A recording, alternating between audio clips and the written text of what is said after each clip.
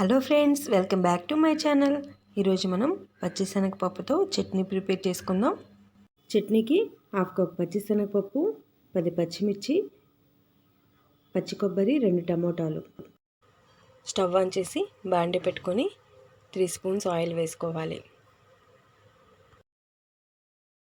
Oil heat అయ్యాక ముందుగా పచ్చిశనగపప్పు వేసుకొని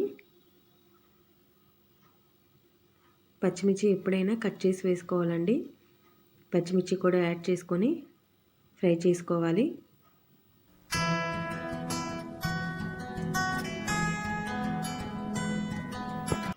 పచ్చిమిర్చి పచ్చిశనగపప్పు కలర్ చేంజ్ అయ్యేంత వరకు వేయించుకోవాలి.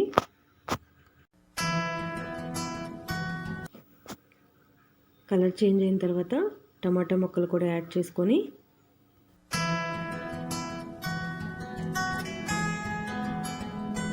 టమాటా ముక్కలు వేసిన తర్వాత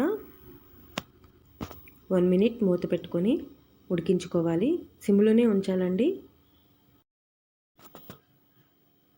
1/2 స్పూన్ ఉప్పు, కొంచెం చింతపండు, వెల్లుల్లి,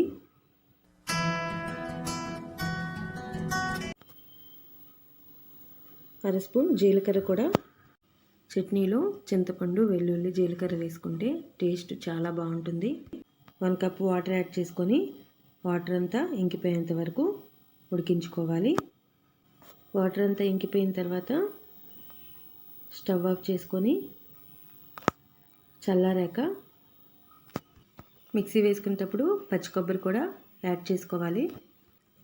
పచ్చి కొబ్బరి పచ్చిదే వేసానండి, వేయించలేదు.